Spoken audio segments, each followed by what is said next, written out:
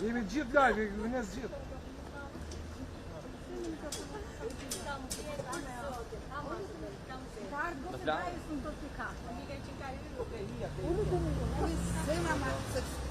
Më mirë të vënuva.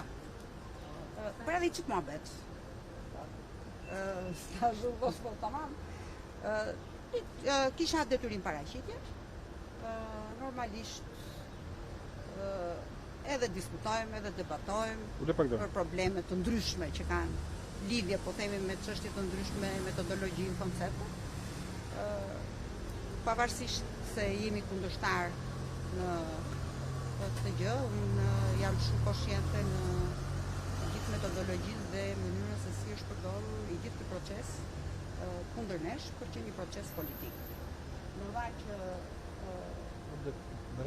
asnjëri nga ata nuk do kërkonte të bësh të statistik, pra qoftë prokuror apo BKH, sepse të kundërshtosh një veprim kundër Ilir Metës dhe Monika Kryemadhi para 2 vjetëve apo 3 vjetëve, do të thonë që ti shpallje luftë sistemit e Edi Ramës. Dhe kështu që secili nga këta mund të përfundonte si statistik në bukë si një prokuror i korruptuar apo oficer gjyqësor apo BKH e korruptuar. Kështu që normalisht është një proces i cili pavarësisht kësaj unë vazhdoj me qëndrimin tim shumë koshjente dhe konsistente në atë për sa i përket, po themi, gjithë këtij procesi, por që është një procedurë e cila ka gjithë gjërat e veta, apo pak më se. Zonja Kryemadhi, pak më herët zbatoi masën detyrim paraqitje edhe zoti Berisha. E ka thënë me kohë. Tani minimum afinitet. Ju kur hyni aty në SPAK, çfarë shikoni? Mos keni parë dhe ju? Unë ju garantoj që me barr nuk ngel. Për këtë ju them, domethënë. E para, e dyta, sigurisht që njerëzit për të gjetur mënyra dhe rrugë të ndryshme proceduriale, edhe mund të jenë fashëtheme, edhe mund të jenë të vërteta.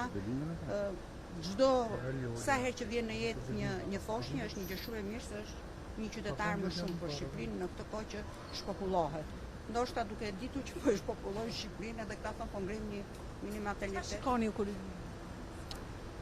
Shiko, aty ka zyra të cilat janë të mbushura me letra, që unë jam e bindur që shumë shpejt pjesa më e madhe e tyre do kenë probleme për sa i përket problemeve të mushkërisë nga karboni, letrat e mbaja që janë, është një, do të thënë, nuk ke ku rrotullohesh nga dokumentacionet që kanë, duke pas parasysh edhe mënyrën se si funksionon. E kam nga eksperienca ime dosjes time që ka dokumenta që janë edhe nga një herë të ripërsëritura disa herë, kështu që unë i kam të skanuara, këta i kanë, po themi, në gjendje, po themi, hard copy të publikuara.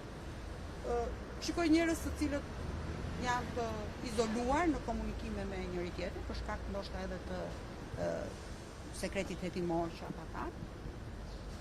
Nuk do t'ja uroja askujt të ishte aty brenda si punonjës, sepse dashje pa dashje e gjithmonë në konflikt me njerëzit. Jana tjetër thot nuk do uroja askujt të kalonte derën për ty. O, është qefa shumë, sa të mësohesh. Pastaj është shiko, nuk është se është qef, është sfidë dhe është një lloj mënyre që secili nga ne bën zgjedhjen e tij për ta përballuar. Ka njerëz që nuk e përballojnë dot dhe e vuajnë atë gjë, por ka dhe njerëz të cilët bëjnë paqe me veten dhe janë konsistent në procesin e tyre të drejtë që ata mendojnë. Ju vetë cila është detyra? Sot?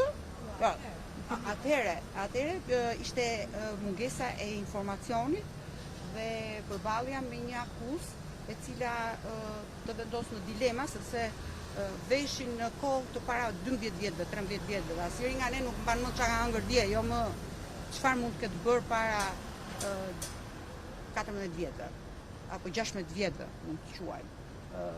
Marrja e telefonit, zbërthimi atyre, marrja dhe 2 fashikujve të tjerë të cilët ne kërkuan për çështjen e përgjimeve ambientale apo edhe telefonike, sigurisht që përfundoi dhe mbylli komplet puzzle-in e dosjes, ku në një farë mënyrë qartësoj nxjerrjen nga konteksti të gjitha mesazheve në akuzë, pra tregoi që ishte një akuzë politike, metodologjia për hir të vërtetës që unë përdora për të ballafaquar çdo mesazh dhe çdo të dhënë, i dha kuptim të gjithë mbrojtjes për sa i përket fibrës optike, ndërkohë që kanë edhe 3 seksione të tjera, që është interkoneksioni, ligji minjerave dhe hektimi pasuror.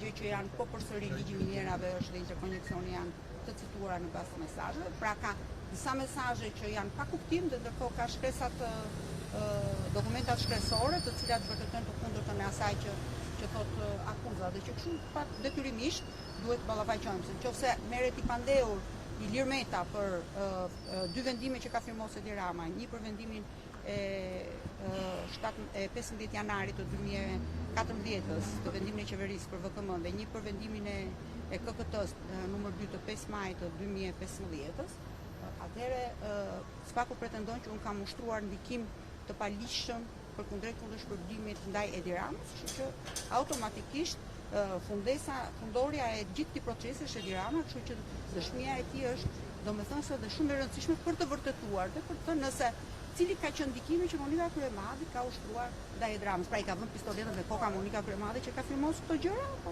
apo e ka blerë.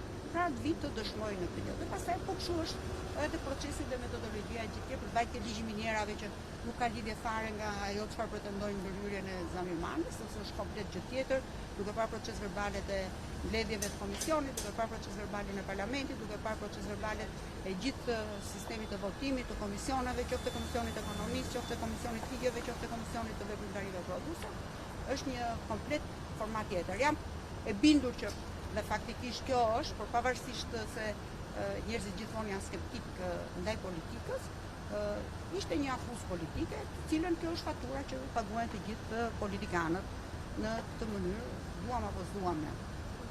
Faleminderit dhe ju, pushime të mbara.